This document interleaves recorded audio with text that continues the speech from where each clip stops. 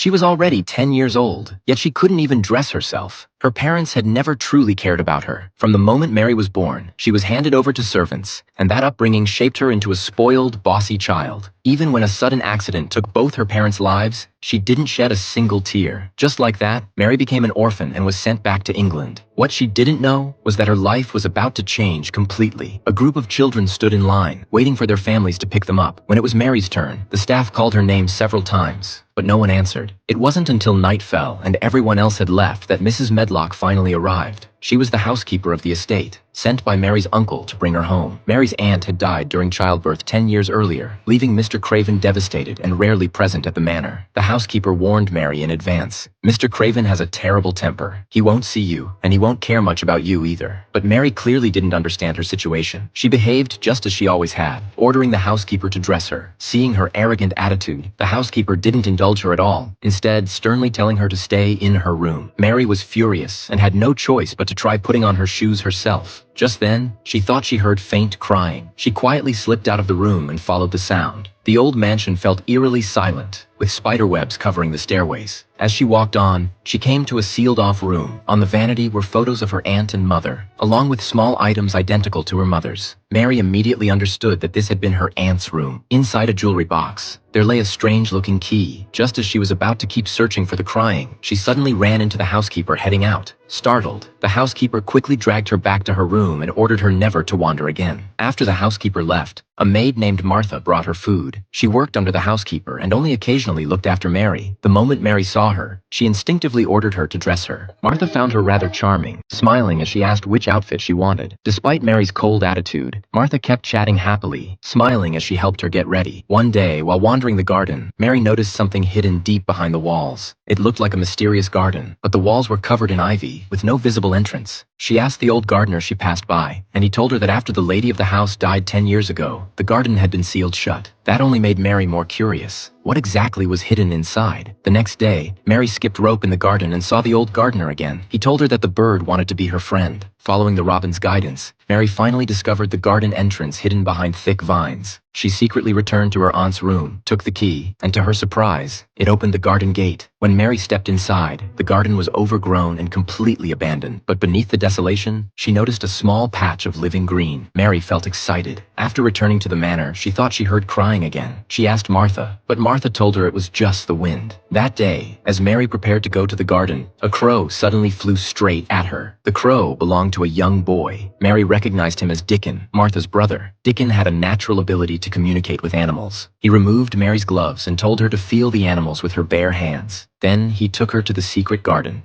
This garden's not dead.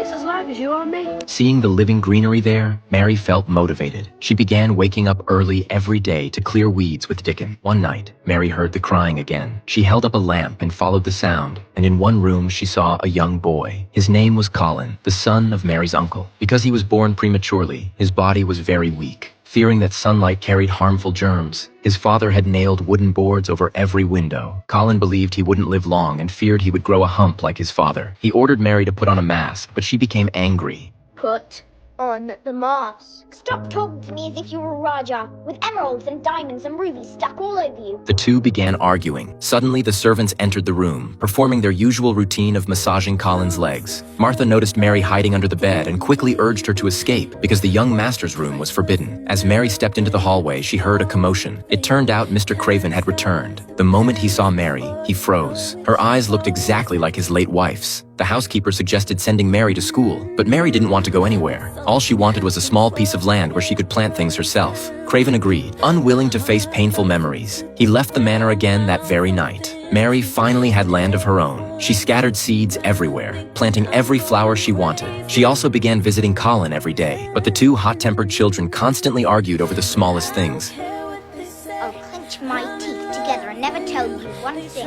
Not even about seeing your father. Colin grew increasingly depressed. He believed his father never came to see him and thought he wasn't loved. What he didn't know was that his father did love him, just too deeply. To protect him, Craven could only, late at night, hold up a small lamp and quietly watch him from outside the door. Day by day, the seeds Mary planted began to sprout. Everything was slowly moving towards something better.